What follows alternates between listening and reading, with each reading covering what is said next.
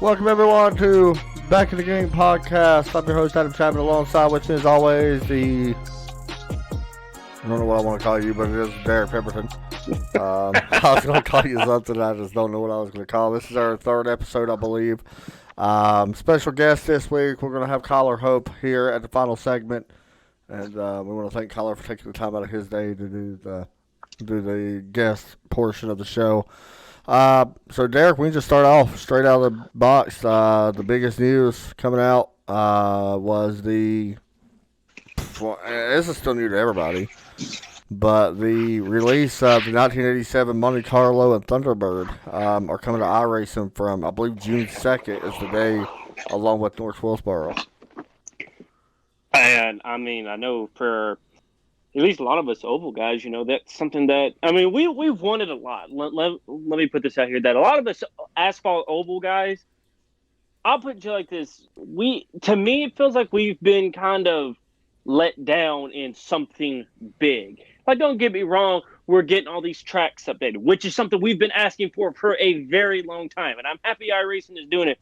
But we wanted something that was new. Not an update of something. We wanted something new because, Dirt Oval got their thing, Rallycross got their thing, and then Road is constantly updating.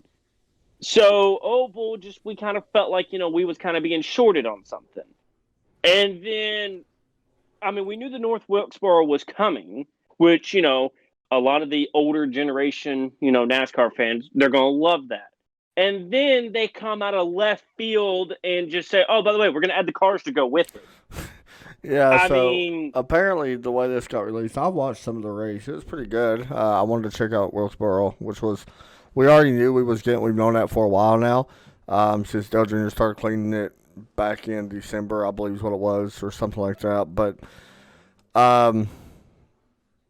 it was kind of a bombshell, I think, shock to everybody when they seen that they was going to release the two cars. So that's really awesome. I'm hoping that this might also be a chance too, where I know I'm asking a lot here out of iRacing, which, if you know me, I usually slam iRacing quite a bit, but for quite a bit actually. I think it's kind of one of my favorite things to do because they make it so easy. They have, but could maybe we see retro style tracks coming back? I don't know. I don't know. Back? I don't really know. I just want to say this. I know for you, I don't know how cool this would be for you, but for me, you know how cool it would be to go run at a retro Bristol? Oh, I agree. I think it'd be amazing. Like, that would be awesome. I can't even lie. And then go to the old days. That's what I can't wait for, to see how the aero package is at the plate track. Well, the cars are a lot less horsepower. We know that they're a lot less slower. Jeff Gordon was actually talking about that prior to today's race when the car he ran. Compared to now. So 2020 speed is a lot different than 1988 speed, which, not surprised.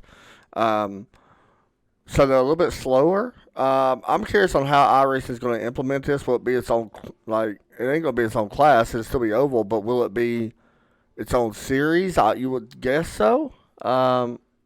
It's not taking over a street stock series, I don't expect.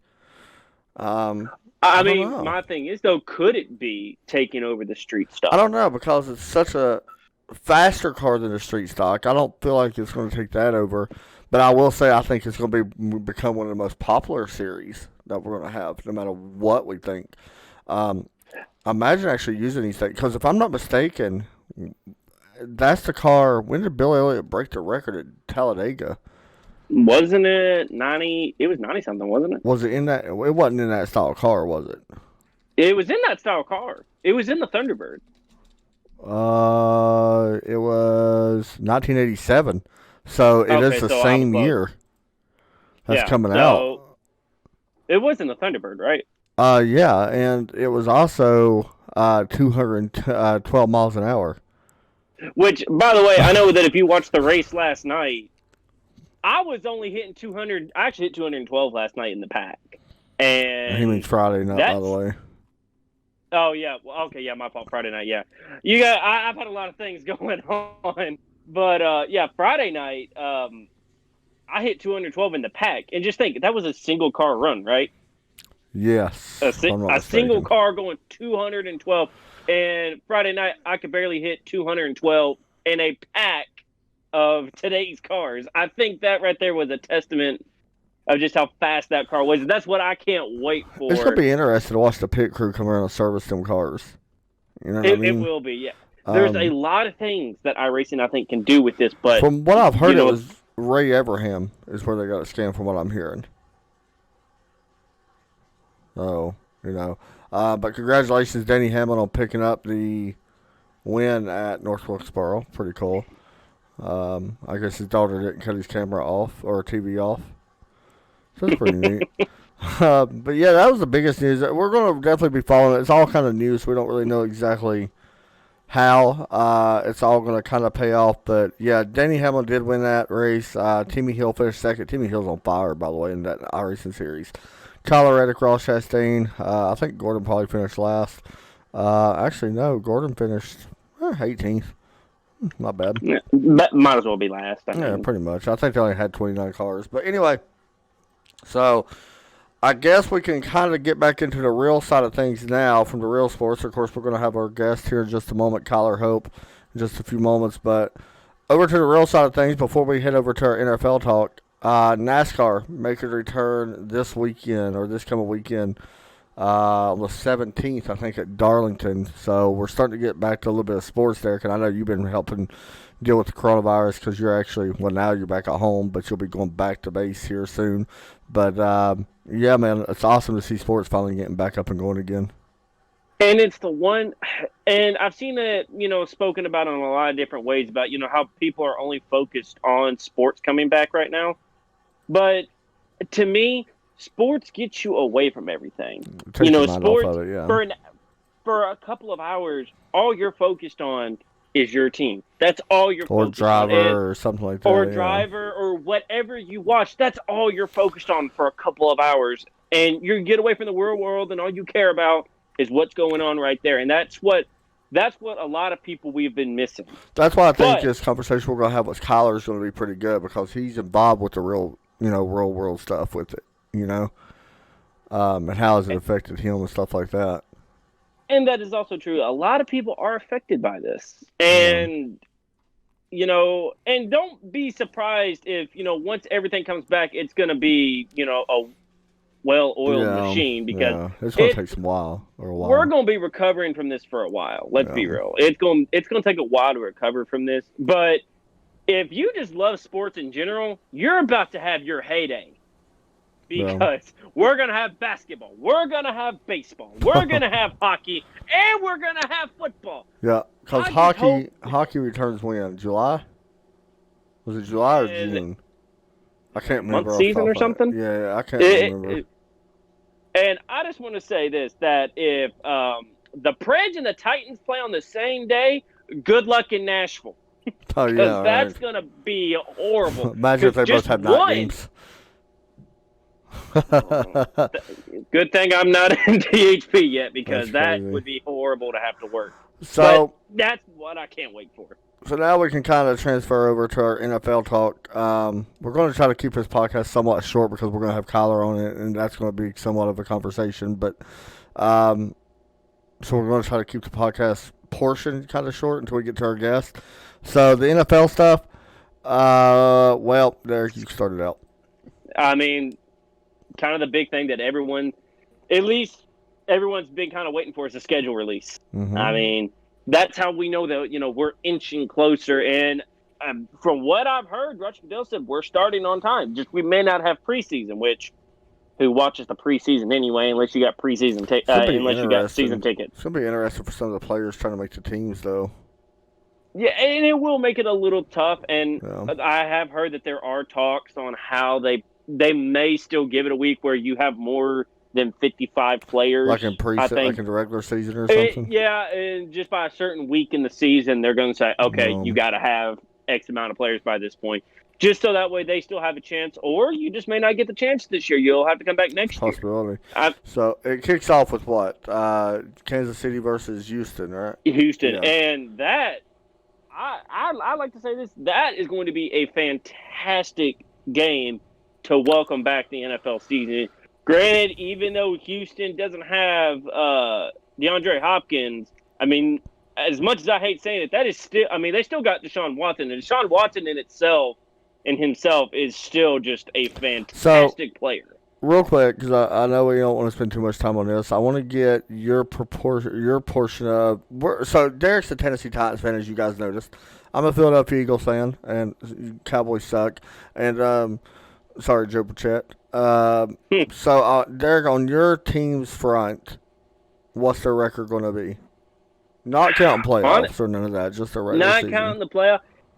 It's kind of hard to go against 9-7 because we've gone 9-7 in the last 4 or 5 years, and I mean we've made the AFC Championship game as a 9-7 team. I know, to me that's almost unheard of, and so there's that. But I could see a 10-win season just because based off the teams that we're playing the AFC North and the NFC. I forget what NFC North. We're playing the both Norths this year. Yeah. And no disrespect to both of those divisions, but it's so top heavy. NFC North ain't that great. I mean, in the NFC you got the Packers, and I don't even want to talk about that game because that game's going to be horrible. AFC North, sorry. In the AFC North you got the Ravens, which Tennessee kind of showed how to beat the Ravens. So, I mean, I think Tennessee could honestly have a 10-win season. I maybe even see an 11-win season, but I could also see that we struggle kind of starting out because Derrick Henry, of course, he's still playing for a contract, so he's still going to be running lights out. And so I maybe, like I said, I could see anywhere from a 10-6 to maybe, unfortunately, I could see a 7-9 or 6-10. I got the Eagles at 10-6. That's exactly what I got them. And that's doable. Yeah, but I think that we sweep Washington. I think that we sweep, the Giants. I think Dallas gets one on us. And we get one on Dallas. I don't think that y'all will sweep Washington. I think Washington will sneak one on y'all. It's possibility. It's possible, especially with Ron Rivera. We never know. Yeah. So that's going to be a good one. I don't know. But I'm saying 10-6 either way. So we'll see. I mean, they do got to play some tough games. They got to play the Saints, I believe, once. They got to play San Francisco. I think they got to play Seattle once. So, unfortunately, I think y'all sound like y'all got a pretty tough schedule this year. So it's going to be tough. Yeah, but really tough. Looking at the division, I mean, are they doing the playoff thing this year where it's an extra team, or are they pushing it back in a year? I think it's next year. But I'm going to say next year. You guys can comment if we're wrong. We're probably wrong on it. I don't know. I heard it was this year, though, so I don't really know personally. I don't know. Anyway, back over to Irish and stuff. The leagues. Some of the leagues wrapped up, of course. Parker Retzlaff, who we actually had scheduled, our times are having trouble meeting up when we needed to. So we're going to still try to have him on at some point. But, of course, Parker races in real life in the ARCA West Series, I believe. It might be ARCA East, but either way, congratulations to him winning Western Super Series. Their schedule has wrapped up. But as far as the ESPN stuff goes, Monday night, we got the iRacing Series. We're going to Martinsville this Monday. We're recording this on a Saturday, so we're recording this on 5/9/2020. So we're going to this Martinsville this Monday. Joe Burchett's going to be tough. I'm just going to be honest because it's his home track. Not throwing anybody under the bus. I think there's Kyle Smiley. I think Marcus Adams could have a good race too. But not throwing them guys under the bus. Horizon's not going to win nothing. But Tuesday night we got Ultimate Sim League. Now, their schedule is actually coming to an end. We only got 3 races left over there on ESPN. Wednesday night, we got that new league, and you're actually a race control in it.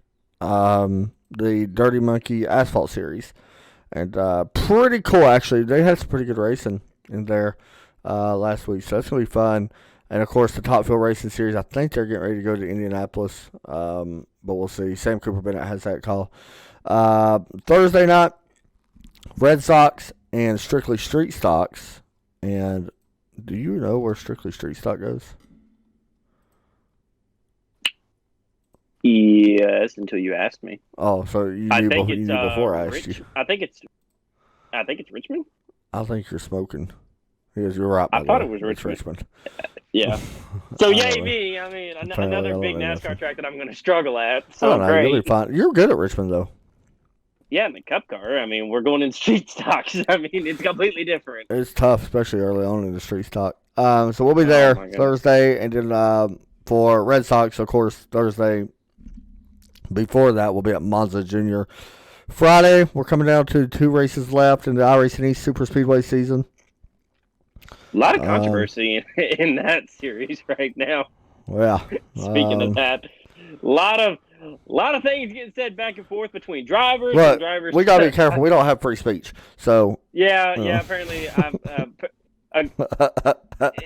if you're in iRacing East, you know what's going on. If not, just some things were said in the broadcast, and people aren't happy about it. We don't care personally. Well, we care, but I mean, to me, I mean, it's freedom of speech, and the truth was spoken. So that's all I'm going to put on my take on it. But I can't wait to go race next Friday night because where are we at? Are we at Dega?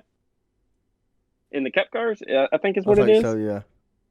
So, we're going to have some fun there. I promise you on that. Anyway, so we'll be over there Saturday. Nothing going on right now. You got something coming up on Saturday. In a few weeks, correct? Your first actual broadcast, official. Yeah, the official start of the. Actually, we don't even. It's not the same sponsor coming back this year, is it? That we know of. Do what? Is it the same sponsor coming back?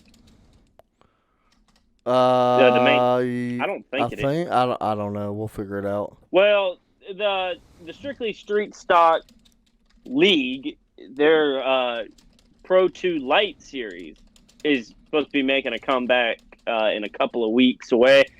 I'll have the call on that, which, if you know me, you know that's going to be crazy just because it's me. Right. And there will always be excitement in that because, honestly, I love watching those races. So I expect a lot to go on there. But I think that's Saturday night NASCOM. Saturday night. That. And then Sunday Northwest Racing Association. They still got about 5 weeks left in theirs. Late models. Who has the call for that one? What, NASCOM? Yeah. NASCOM is Byron's is the actual broadcaster, but Sam's been the one doing it because Byron's been the one driving since he's a truck driver, so he's been doing a lot of it. Sam's got some other stuff. I don't exactly know all his broadcast schedule. He could probably comment and let people know, but so yeah, that's all the iRacing League stuff we got going on. Derek, is that about it? You ready to bring in Kyler? Yeah, I think it's about time we bring in Mr. Kyler Hope. All right, so with our special guest, Kyler Hope from Speed 51, will be joining us right now. All right, now with us in the booth, since we got some time on our hands, Derek, you ready to bring in our guest? I mean, just because he's in here, no. But yeah, so let's go ahead and bring him on in here. We can bring in Kyler Hope. Of course, Kyler, for people that do not know, he's an analyst for Speed 51, and that's kind of what we're going to base this off of a little bit. Kyler's a good guest to have on because he's not only a real-life race analyst and all that good stuff, he also has switched over to iRacing, done broadcasts with me on iRacing, not only with ESPN, but also Speed 51. So, Kyler, welcome to the podcast. Yeah, it's good to be here. I'm excited. Yeah, man. So I want to basically get right into this because I know we got other stuff planned for today because we all want to go play Call of Duty. But no, yeah, right. So, first off, I want you to tell everybody a little bit about yourself.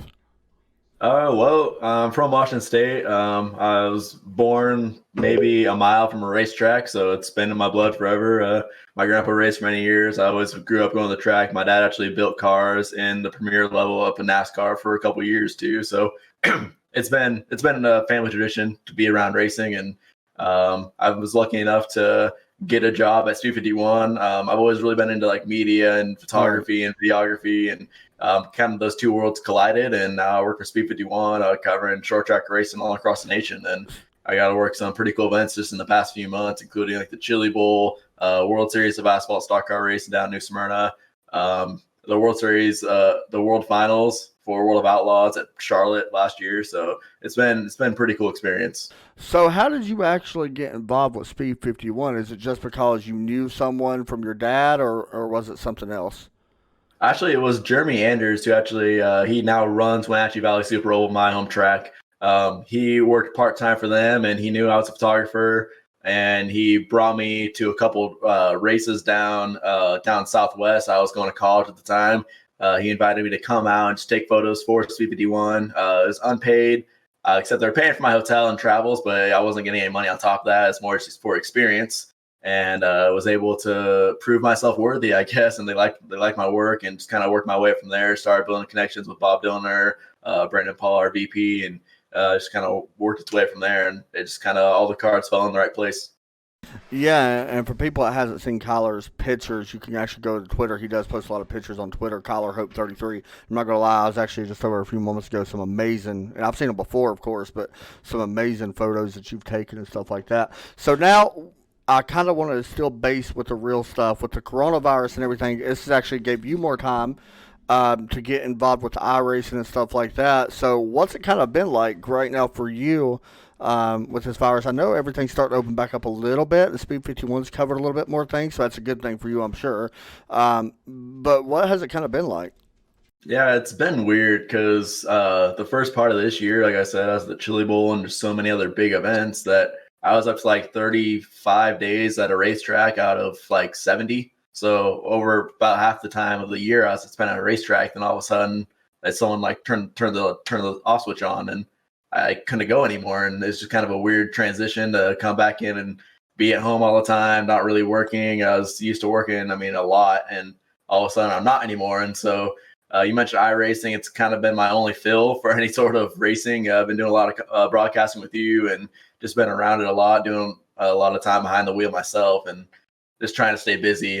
Tracks up here in the Northwest are trying to open in some sort of way, whether it's practice sessions or some recreation days, that kind of stuff. So I'll be back at a track soon, but I'm really excited for us to get back real racing. And Speed 51 has been able to do some coverage out east, but unfortunately up here in Washington, the laws are a little bit stricter with the whole coronavirus stuff going on. So we got to wait a little bit longer. So this is a question I've had for a while now. I've never really got to ask you about it just because, I haven't really had the need to really bring it up, but this is a good time to bring it up. Is there one person that you have worked with so far that, kind of stands out to you that has kind of been, I don't want to say like an honor to work with or nothing like that, but has been like I guess a bigger name that you have worked with that really stands out to you?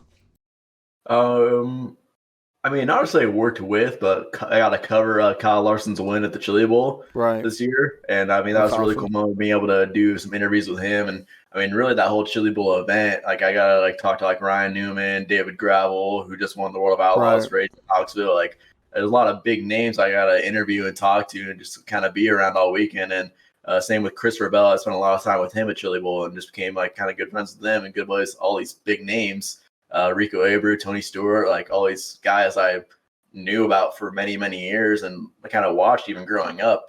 And now I get to work next to them and work with them and hang out with them, which is just kind of cool. So I think there's too many names to really pick from to I get to work with, Yeah, of course, you've done covers, like you run the camera and stuff like that for Speed 51. We got to watch you do that a couple of times, but you've done a great job on pit reporting and all that good stuff with, I cannot remember his name from Speed 51, Dillner. I can't remember his first name. Blaze Dillner, yeah. Of course, you worked with him, which was pretty awesome. And then we did a broadcast for the Western Super Series. You got to broadcast with the MRN.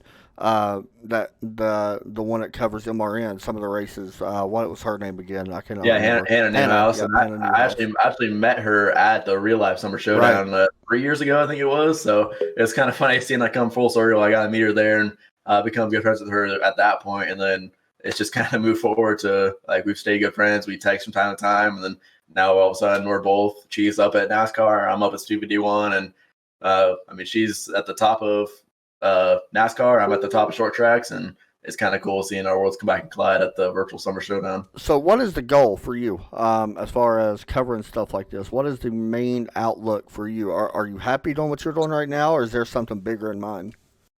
I mean, NASCAR would always be cool to cover, but I think I just love short track racing too much. Like all the personalities, all the For people you sure, get to yeah. meet. Like, I mean, at NASCAR, there's so much politics involved. As I mean, you see that from time to time. It really shows the colors, but short track racing is just real. And I mean, all the people are just real, which I love. And it's cool to be able to see all these drivers move on and grow up to go to NASCAR. And I mean, know them before that.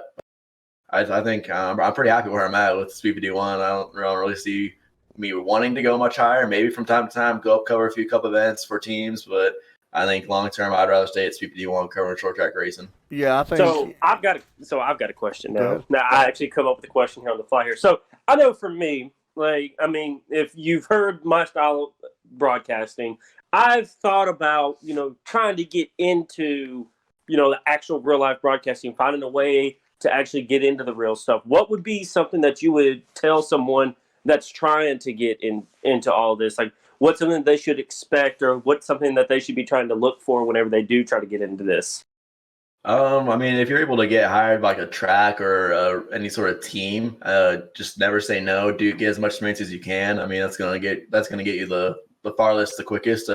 Just being the yes man and being able to do everything that comes your way. I know for me, I worked at a racetrack, actually a few racetracks. I worked at a dirt track down in Arizona first, and I was just a photographer there. And every second I had, I was like, hey, what else can I do? What else can I do? Is there anything else I can like? Do you need help with this? Like, what else can I do to help like push us farther and kind of advance ourselves? And ended up working at Evergreen Speedway as well as Tucson Speedway, and you just kind of gotta be the yes man, do whatever you can, and just really push yourself as hard as you can early on, and that'll kind of give everyone around you a good impression, and they know people. It's a small world, the short track world. So if you make good impressions early on with a lot of people, that goes a long way long term. That's actually really good advice. Never say no. I like that. So real quick, because we just got a few more minutes here. What is the number one car on iRacing that you actually enjoy racing? Let's flip over to that a little bit. But what is the thing about iRacing? What car do you like the most? Probably short tracks, but thought I'd ask anyway. That's tough. I mean, street stocks are always so much fun just because it's pretty level. I mean, no matter what your talent is, that car kind of humbles everyone and keeps it pretty level, and they're just fun to drive. But I love driving cup cars and trucks. I mean, just those big heavy cars you're sliding around at like a little bit bigger tracks. I love those cars. And you've been on iRacing. You've been on iRacing for how long now? It's been a lot, but you haven't really committed, right? Yeah, really about like 3 months, if that, maybe 2 of actually like me racing, and I wouldn't say that long really. Well, Derek, got any more questions, man? Okay, so you say that you're in the short track world. What would be the next short track that you would want to see iRacing bring in? Good idea. I already know his answer to this, but yeah, you can go ahead and answer it. Well, Evergreen Speedway needs to be on there. So I agree, though. That's the obvious question. I'm going to talk about Evergreen real quick, just because they got the 5/8s, the 3/8s, the figure 8. You could do many road course variants. You got the Rallycross track you could bring in because the Global Rallycross Series came there. It's the all around perfect track to have in iRacing, but I think one track that should really get on there that deserves it is Tucson. I know. I knew you was going to say that one too. I agree with that one though. I don't know too much about Evergreen, but I do agree with Tucson a little bit. Yeah, if you guys go watch any race from Tucson, especially recently, it's four wide corners. Like it's unreal how level and grooves are. And I mean, you put street stocks on that track on iRacing, it's gonna be a fun time. Yeah, I don't think a lot of West Coast tracks really get the exposure that a lot of like southern tracks or even some of the northern tracks, really get, or mid south. But it really, that's a sad thing because there's actually a ton of good western tracks out there. Yeah, and that's kind of like what I want to do with Speed 51 is to kind of build the West Coast for them, and I think I might be in a good position to do that, hopefully. And I mean, I think I might have the talent enough, hopefully have the talent enough to do that, and I'm excited to hopefully bring the West Coast tracks and drivers like they deserve nationally. For sure. Hey, man, anything else you want to say before we let you get out of here? No, I mean, just stay tuned to Speed 51 for all short track racing. Yeah, Speed 51, by the way, if you have not checked it out, I would recommend it. they literally cover everything. Let's just be honest. Now even esports with the iRacing stuff, which is awesome. But yeah, cover that. Make sure you check them out, speed51.com. Kyler, thanks for joining us, man. Yeah, thank you for having me. It was fun.